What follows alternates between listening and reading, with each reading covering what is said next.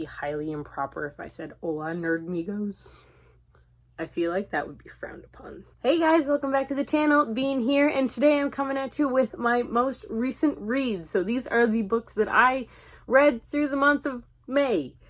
I did not do a very good job in reading this month. I only made it through a total of 7 books before I'm filming this.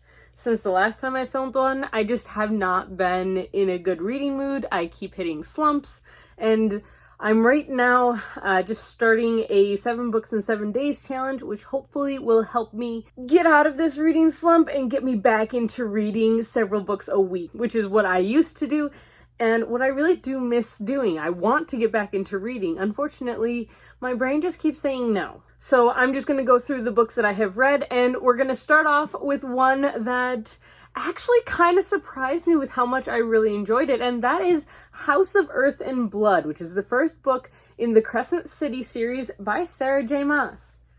I loved this book. I gave it a 5 out of 5. Sarah J. Maas is a author that, for me, she does wonderful descriptions. She has amazing characters, but she's very hit and miss for me. I did not enjoy, when I started reading the Court of Thorns and Roses series, I did not enjoy that series nearly so much. I know part of the reason is because that is based mostly in romance, and I'm just not a big fan of that one. However, I have recently, as you'll see in a little bit, I've also restarted the Throne of Glass series, and I absolutely loved the first one. So I either love it or I don't. So it's kind of weird that way. But this one, oh my god, I have feelings about this book. It made me so happy. There are all of the badass characters you could ever want in this book. There is body positivity between our fire spirit Lele, who's got curves, and she's still one of the best characters in this book, I swear. And down to Bryce having large assets everywhere and flaunting them and being like, I can wear heels and do this stuff, so deal with it. And I love that about her. She's such a strong main character, and she's not afraid to be herself. She could be a killing machine. Instead, she works with books, and I think that is amazing. This book focuses so much on friendships and families and the relationships between people, and how family comes to mean more to some people than it does to other people, where status means more to us. This is such a great book. I just love this so much. House of Earth and Blood follows Bryce, who is our main character, who is a very typical party girl. She loves to go out and party. She's trying different drugs. She's trying different alcohols. She's going out and having a great time. And then one night she learns that a demon has come and killed her best friend.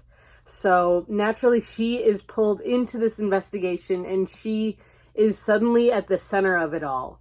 And she finds herself with a bodyguard. Now, this bodyguard happens to be Hunt, who is a very attractive fallen angel who led a rebellion against the archangels. Now, this story does get a bit convoluted, but it basically follows Hunt and Bryce as they attempt to figure out who killed Bryce's friend. Bryce's friend, Donica, is the head of the local werewolf group, and so we get to meet all the werewolves, we get to meet different fallen angels and other angels who are not fallen, and we get to meet a couple archangels along with Fae, and there's just so many different characters, and Sarah J. Maas really does a great job at introducing this world in this first book.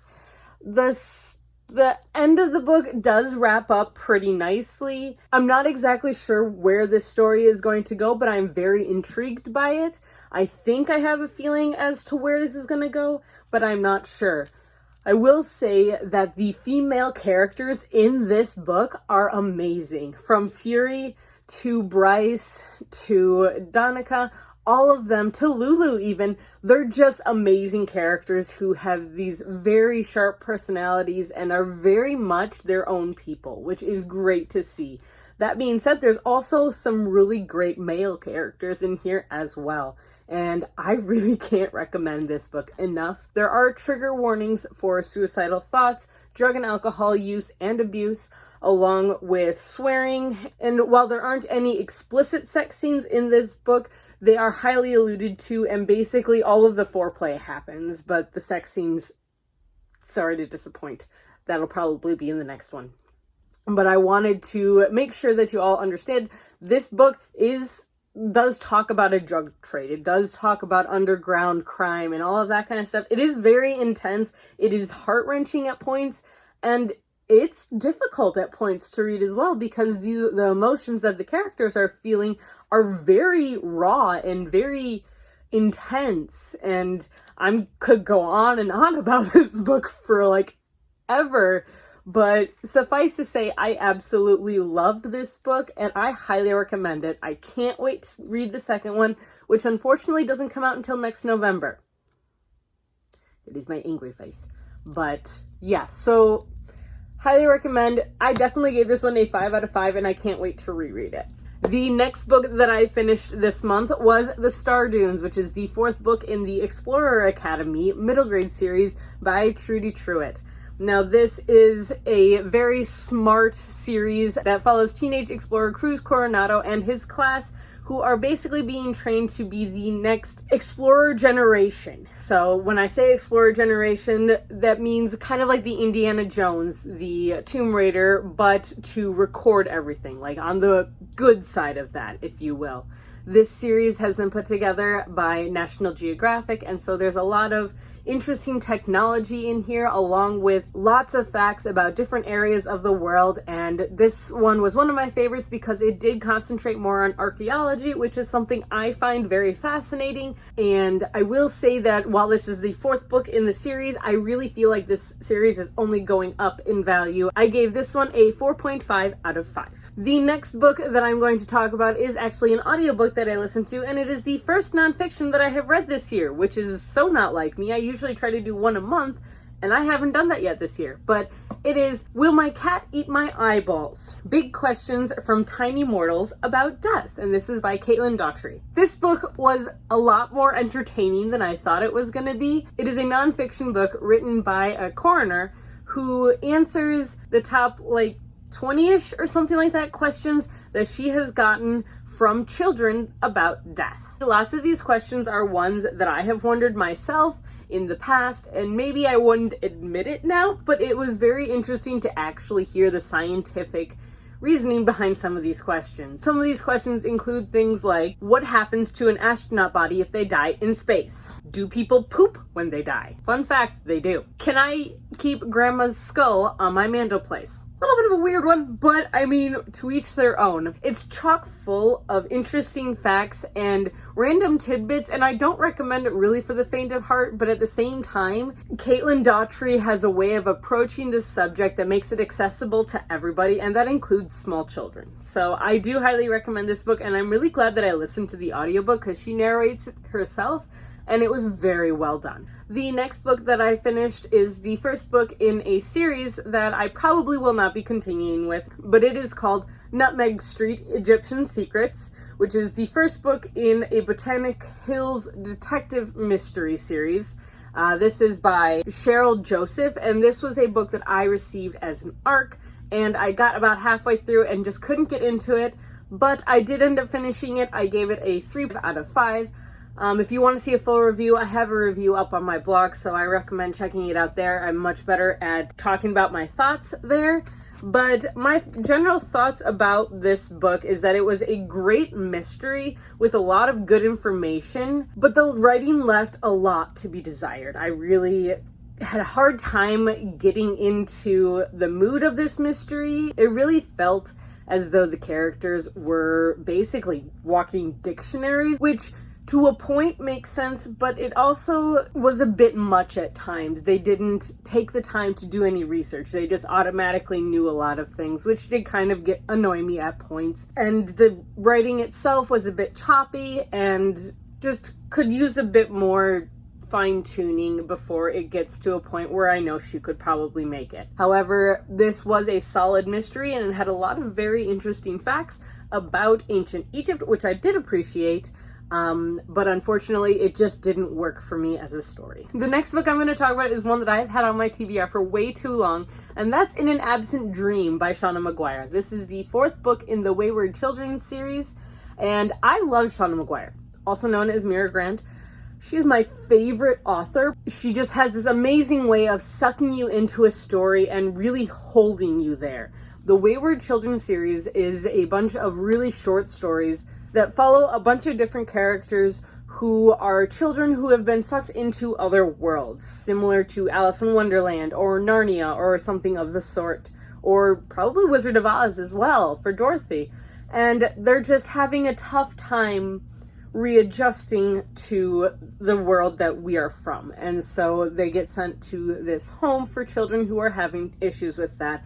And this series follows the kids at the home, as well as it talks about them before they were at the home, like what the world they were in was like and what their experience was.